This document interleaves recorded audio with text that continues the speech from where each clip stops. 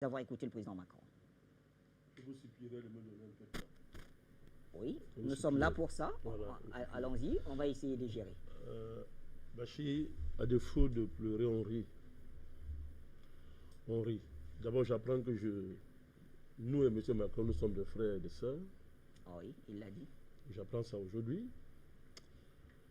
Je ne sais pas comment ça se passe pour que je sois son frère et sa sœur, lui qui ne sait pas ce qu'on appelle avoir un enfant et qui trouve que ce n'est pas important. Je l'ai dit ici, fatigué, que la plus grande catastrophe qui a frappé l'Afrique depuis 50 ans, c'est le président Ouattara. Voilà la preuve devant vous ce soir.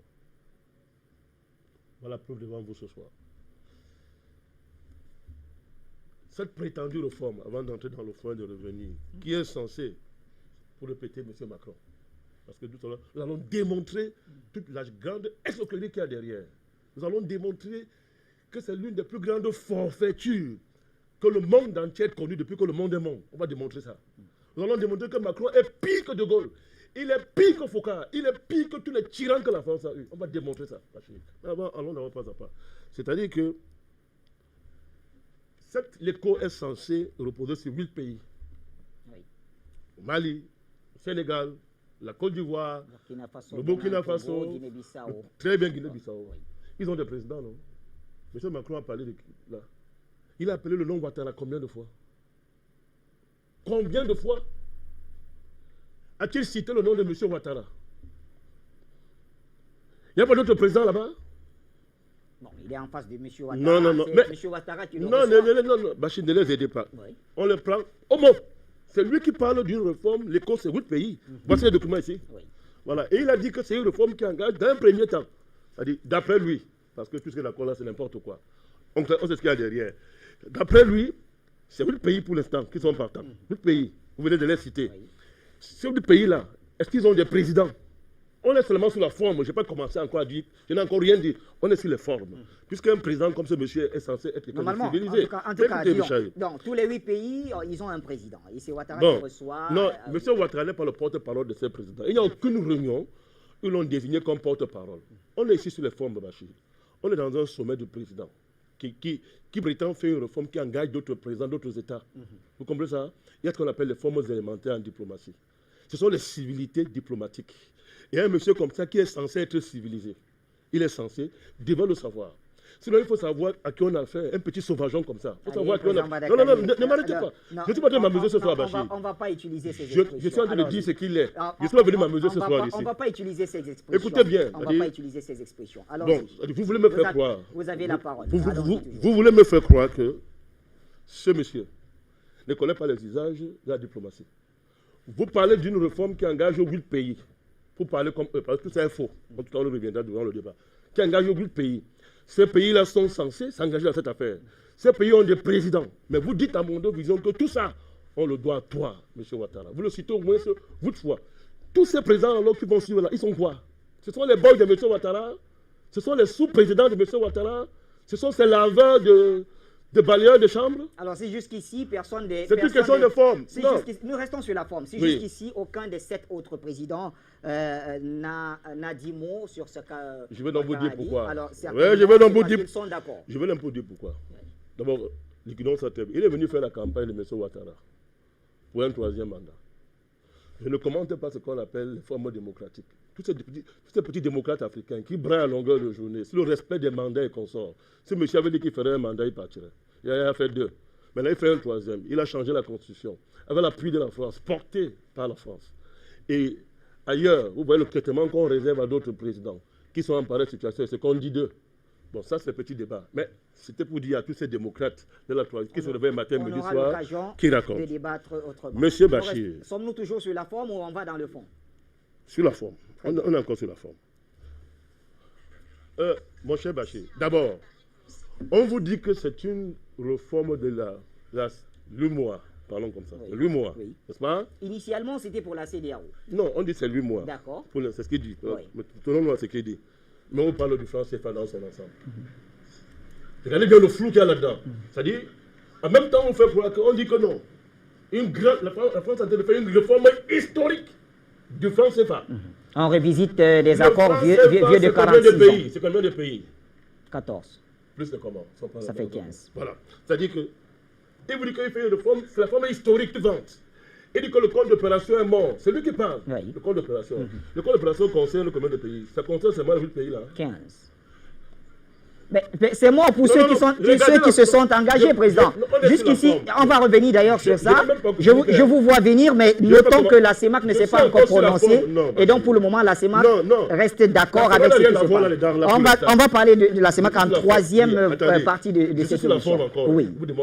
Restons sur la 8. C'est lui qui parle, mon cher Bachir. Il dit que les comptes d'opération, c'est fini. Très bien, ça ne concerne pas le pays là seul. Quand on parle de comptes d'opération, ça concerne tous les pays qui sont dans la zone franc. C'est-à-dire, ici, est-ce qu'on ne serait pas en train de voir, c'est fini pour les 8 qui acceptent d'aller à l'écho? Dans ce cas, il ne parle pas comme il est en train de parler. Il dit qu'on est encore sur la forme. Quand quelqu'un veut se passer pour ce qu'il n'est pas, il force les traits d'un humanisme hypocrite qu'il n'est pas. Il nous dit qu'il veut aider la jeunesse africaine, qui sont ses frères et sœurs. Je vous ai entendu. Donc, il commence à mentir. C'est-à-dire, on nous parle tantôt d'une réforme qui concerne d'autres pays qui ont signé l'écho. Tantôt on nous dit que non, c'est le franc CFA qui a changé. On a dit de faire une réforme historique. J'ai entendu votre jeunesse. J'ai entendu votre jeunesse qui dit qu'il en a marre d'une relation bizarre avec la France et les consorts. Ce n'est plus votre pays là. Vous voyez l'amalgame? Ce n'est pas le fait du hasard. On va vous dire ce qu'il y a derrière. Pour aller encore plus loin, Bachir, je suis toujours sur la forme. Quelqu'un nous dit, depuis qu'il parle, il dit, c'est vous qui avez demandé. C'est vous qui avez demandé. Vous, c'est qui? Supposez plusieurs chefs d'État. En même temps, celui qui met en avant, c'est M. Ouattara. En même temps, il dit, c'est vous qui avez demandé. À votre demande, la France va garantir. Elle dit, la France n'a aucun privilège, c'est ce qu'il dit. Ne gagne rien là-dedans. Mais elle va garantir. À votre demande. Mais après, il dit, mais nous allons, la France va assumer ça avec vous. On est sur la forme, hein, les mots. La France va assumer ça avec vous. La garantie financière de l'Union, c'est la France. Non, c'est ce que ça veut dire. Laissons, je ne sais pas encore dans la technique, c'est sur les formes. Vous savez ce que ça veut dire? Vous nous le dites? M. Ouattara est en train de jouer le rôle du traître historique du continent. Voilà. On le fait porter le chapeau. Et ce qui est bizarre, c'est qu'il assume ça parce qu'il veut un troisième mandat. Puisqu'il a dit que c'est vous qui avez demandé. C'est vous qui avez demandé. Vous qui avez demandé. Bon, la France va quand même vous aider à assumer, mais c'est vous. C'est vous qui me demandez de garantir. C'est vous qui me demandez de maintenir la parité fixe. C'est vous qui demandez, ce n'est pas moi qui ai demandé, mais je vais vous aider. Condescendance primaire de la France. Raciste. Mais c'est possible parce qu'il y a des gens comme Ouattara qui existent encore de nos jours. C'est là qu'il s'agit. Toujours sur la forme, M. Bachir. Et là, c'est ça qui est grave. Moi, je n'ai pas fait l'école d'économie. Dans le principe, quand je parle de ces choses-là, quand les gens comme ça, Ouattara nous a dit que le président Ouattara a dit qu'il était le plus grand économiste africain du siècle. Donc, demain, il doit nous enseigner l'affaire. Ça fait pratiquement 10 ans que nous on dit ici que le code d'opération, c'est un crime contre l'humanité. Que toute cette affaire-là, ces oripeaux coloniaux, c'est pire que ça. Cette garantie, le compte d'opération, le franc CFA, c'est la colonisation et tout et tout. C'est mauvais. Pendant tout ce temps, M. Macron nous a dit quoi? Que celui qui n'est pas d'accord s'en aille. M. Ouattara nous a dit quoi? Que c'est une bonne monnaie. Il ne faut pas la changer. C'est une très bonne monnaie. Le président Ouattara l'a dit plusieurs fois. Qu'est-ce qui s'est passé pour qu'aujourd'hui, M. Macron, président de la France, vienne répéter comme un perroquet ce que des petits Bandakali disent depuis 10 ans? Et que pendant les 10 ans, on nous a insultés, Bachir. Quand il dit Bandakali, je parle de toute l'équipe qui a combattu ici. Il s'est passé quoi? Nous, on est les illettrés. Il s'est passé quoi pour que le président de la France, c'est-à-dire qu'après avoir pendant 8 ans nié ce qu'on disait ici, quand on dit que le compte d'opération n'est pas bon, les Français montent au créneau, le ministre des Finances de la France, M. Macron est monté, le président Ouattara est monté pour dire que non, vraiment, vous dites n'importe quoi. Moi, j'ai fait l'économie, c'est une bonne monnaie et tout et tout. Bachir, depuis qu'on change ce qui est bon. Vous avez vu, on change une chose qui marche, on la change. Aujourd'hui, M. Macron a le courage de venir se placer à Abidjan et pour aller ailleurs, à la veille de Noël, comme par hasard. Vous pouvez nous dire que j'ai compris. Le compte d'opération, c'est une honte. Je vais détruire ça. Vraiment, c'est une honte. Mais il va enlever ça. Le nom CFA là, c'est une honte. On va changer. On va mettre l'écho. Vraiment, moi je ne siégerai plus dans les banques centrales avec vous. C'est une honte. Bandakani et son groupe, tous ceux qui étaient ici, il était que nous étions, que nous sommes. Nous, on pensait qu'on se trompait. Et que vraiment, peut-être, nous, on l'a perdu. Hein? Il se réveille un matin, il découvre que tout ce qu'on dit depuis, c'est la vérité. Il vient répéter ça. Mon cher Bachir, nous sommes encore sur la forme. Très bien. Ça aurait été, non, attendez, ça aurait été un autre président africain ou quelqu'un d'autre. Bachir, qu'est-ce qu'on n'aurait pas dit ici, y compris les Africains qui le poussent ces gens. Qu'est-ce qu'on n'aurait pas dit? Mais c'est le président français. Et son sous-fifre, le président Ouattara. Donc pour l'instant, je termine par là. Je reviendrai encore pour d'autres choses. Tout à fait. Vous aurez un autre tour de parole. C'est la France qui prend l'initiative, mon cher Bachir. Je voulais terminer par là. Tout ce que vous voyez là, c'est n'importe quoi. Très bien. C'est la France qui prend l'initiative. Pour une chose qui est censée ne pas la concerner, d'après ce que dit M. Macron, c'est la France qui prend l'initiative. Tout à l'heure, je viens de démontrer que, on a juste changé le nom du franc CFA, on a mis le cours. C'est un nouveau franc CFA. Je vais démontrer qu'il y a un nouveau contrôle d'opération. Je vais démontrer que la parité fixe là. Je vais démontrer qu'on a changé le nom pour maintenir les structures fondamentales qui concernent le franc CFA. Et ce sera... Et ma joie, c'est quoi? C'est que pour l'instant, oui, l'Afrique centrale est à l'écart. Bon, alors, ceux qui ont longtemps... On va parler de l'Afrique centrale. Non, on va parler de l'Afrique centrale. On va parler de l'Afrique centrale. Comme je l'ai dit, ce sera en troisième et dernière partie de l'émission. Docteur Paul Bekima, comment vous appréciez ce qui s'est passé en Côte d'Ivoire? Cette annonce, doit-on la voir comme une victoire ou plutôt du surplace?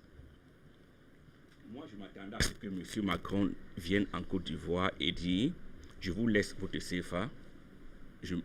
Nous, la France, nous prenons une route différente. » Ça aurait été beaucoup plus décent. Déjà, c'est irrévérencieux à l'envers du Nigeria et du Ghana. Parce qu'ils veulent plus tard que le Nigeria et le Ghana joignent ce groupe. Oui. Et le Nigeria et le Ghana représentent à peu près 80% de l'économie qui va circuler dans l'éco. On fait des annonces, on les exclut.